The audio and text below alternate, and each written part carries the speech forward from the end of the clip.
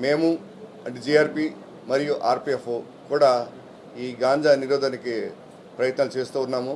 అందులో భాగంగా ఆర్పిఎఫ్ మేము కలిసి ఈ సంవత్సరం ఈ 2024లో జనవరి నుంచి ఇప్పటి వరకు 134 గాంజా కేసులు పెట్టాము.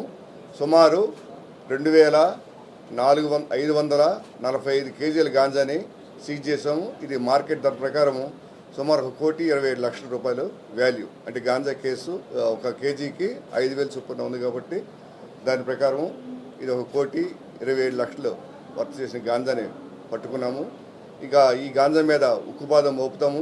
ఇంకెక్కడి నుంచి గాంజా రాకుండా చూస్తాము. అయితే మేము పట్టుకున్న ఈ నిందితుల్ని మేము ఇంట్రాగేట్ చేసినప్పుడు వాళ్ళందరూ మ్యాక్సిమం ఎక్కువ ఒరిస్సా నుంచి తీసుకొస్తున్నట్టు చెప్పారు.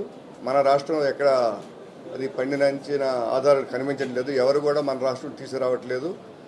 నిందితులు మన రాష్ట్రంలో ఉన్నారు కానీ ఎక్కువ దీన్ని తీసుకొచ్చేది మాత్రం ఒరిస్సా నుంచి తీసుకొస్తున్నారు. సుమారు 177 మందిని అరెస్ట్ చేసి అందులో 11 మంది పిల్లలు కూడా ఉన్నారు. కొద్దిమంది లేడీస్ కూడా ఉన్నారండి. ఇంతవరకు మేము అరెస్ట్ చేసింది 177 పెద్దవాళ్ళు, 11 మంది పిల్లలు. వీళ్ళందరినీ అరెస్ట్ చేసి ఛార్జ్షీట్ కూడా ఫైల్ చేస్తున్నాం. తర్వాత ఈ గంజాని కూడా త్వరలో డిస్పోజల్ చేసేస్తాం. ఈరోజు కూడా ఒక అతను దొరికాడు. అది సుమారు ఒక 60 కేజీలు గాంజా అటు కురదా రోడ్ నుంచి తీసుకొస్తున్నాడు, ఒడిశా వైపు నుంచే. ఆయన కూడా ఇవాళ రిమాండ్ పంపిస్తాం. ఇక్కడ మనకి విశాఖపట్నం పెద్ద జంక్షన్, ఎక్కడికైనా పోవడానికి ఇక్కడ అన్ని ట్రైన్ మనకి అందుబాటులో ఉంటాయి కాబట్టి ఏదో విధంగా ఇక్కడ తీసుకొచ్చి ఇక్కడ ట్రైన్ ఎక్కడ ప్రయత్నం చేస్తున్నారు, మాకు పట్టుబడుతున్నారు. మనకి ఇక్కడ దొరికే గాంజా మంచి కాస్ట్లీ గాంజా. ఇది శీలావతి అంటే మంచి క్వాలిటీ ఉంటుంది. ఇది మంచి గాంజా అంటున్నారు. తర్వాత అక్కడ ఊర్లో వాళ్ళు ఎక్కువ ధరకి అమ్ముకుంటున్నారండి. అక్కడ ఎక్కువ నార్త్ వెళ్ళిపోతుందండి. నార్త్, తర్వాత కేరళ వెళ్తుంది. నార్త్ స్టేట్స్ ఢిల్లీ, బీహార్, ఉత్తరప్రదేశ్ అటువైపు వెళ్తున్నాయి. తక్కువ డబ్బు కొంటున్నారు. అక్కడికి వెళ్ళి 2,000 చొప్పున ఎంత కొంటున్నారు. వీళ్ళకి ఇక్కడ అమ్ముకుంటే సుమారు ఒక 15 నుంచి 20,000 కేజీకి వస్తుంది కాబట్టి దీనికి ఈజీగా మనీ ఎర్న్ చేయడానికి అలవాటు పడిపోయినారు.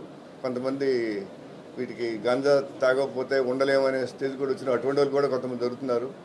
వాళ్ళు కూడా మరి ఈ విధంగా ఎడిక్ట్ అయిపోయిన వాళ్ళు కూడా ఉన్నారండి. వాళ్ళు కూడా వ్యాపారం చేస్తున్నారు. వాళ్ళకి సెల్ఫ్ కన్జంప్షన్ ప్లస్ వ్యాపారం రెండో అవుతుంది. అందుకని వ్యాపారం చేస్తున్నారు. ఇది 2 రకాలు, కమర్షియల్ క్వాంటిటీ అని మామూలు క్వాంటిటీ ఉంది. కమర్షియల్ క్వాంటిటీ 20 కేజీలు దాటితే దానికి కమర్షియల్ క్వాంటిటీ అంటాము. దానికి శిక్ష కూడా ఎక్కువ ఉంటుందండి. 20 కేజీల లోపు అయితే శిక్ష తక్కువ ఉంటుంది. దానికి నాన్ కమర్షియల్ క్వాంటిటీ అంటారు. ఈ టాస్క్ ఫోర్స్ ఒకటి ఆల్రెడీ ప్రభుత్వం కూడా ఏర్పాటు చేసింది. ప్రభుత్వం కూడా 100 రోజుల లోపల దీన్ని అరికట్టాలని చూస్తుంది.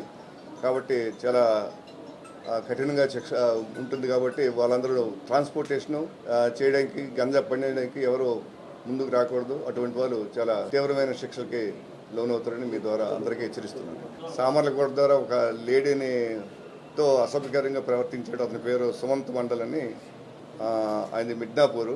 ఒక లేడీ పడుకుంటే అసభ్యకరంగా ప్రవర్తించాడని అక్కడ పబ్లిక్ ఏమో ఆర్పిఎఫ్ అప్పగించారు. ఇక్కడ తీసుకొచ్చారు.